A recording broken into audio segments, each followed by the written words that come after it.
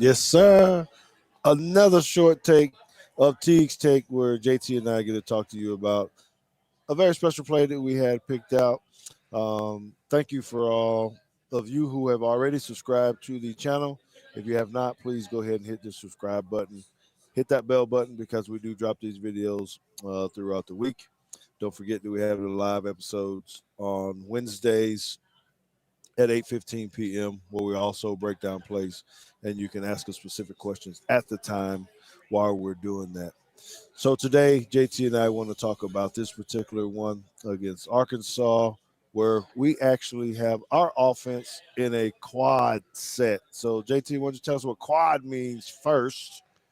So quads, as you might be able to guess, is anytime you've got four receivers on the same side. So the beautiful thing about football is that you can only have five. You can only have five people eligible to catch a pass at any given time, which means there is, just on your hand, you got a middle finger, right? It's always that third one. So somebody is typically in the middle of the formation, and the middle of the formation could either be a slot receiver or a back. Is typically how it goes.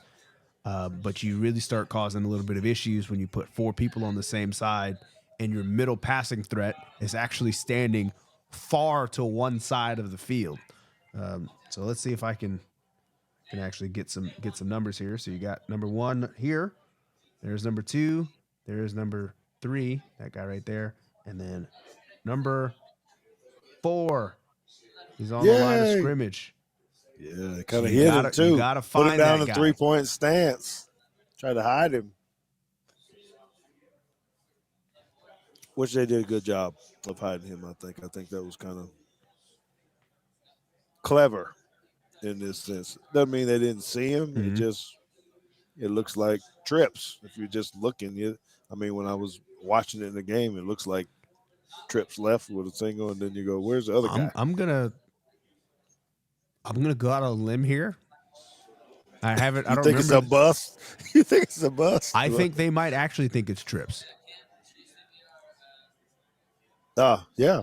I Okay. don't. I think right now at this moment in time, the secondary has not figured out that there is a tight end strong.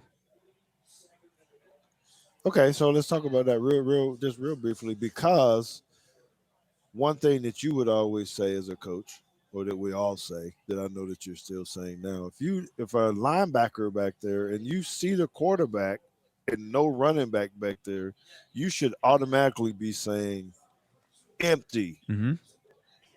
which means there's no more trips, right? And so if someone's not identifying that Jalen Milroe's standing there back there by themselves, and I mean, that seems like fundamentals to us Well, yeah, all the time. you've got so many signs, right? Because for the audience, I want to draw your attention to this guy.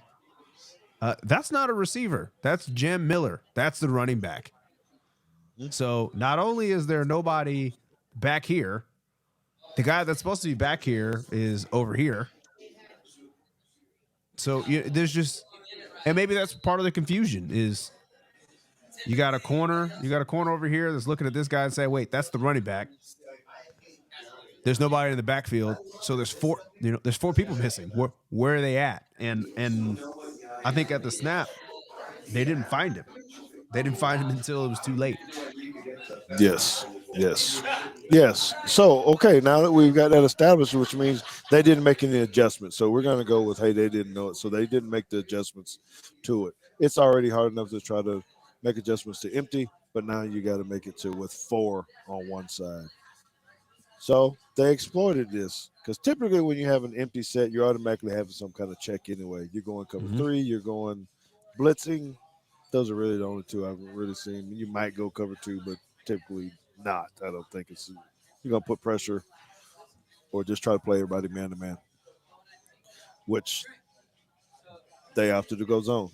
Um, well, Well, yeah, zone I to the think they top opted to side, go zone because I think they went with their trips check.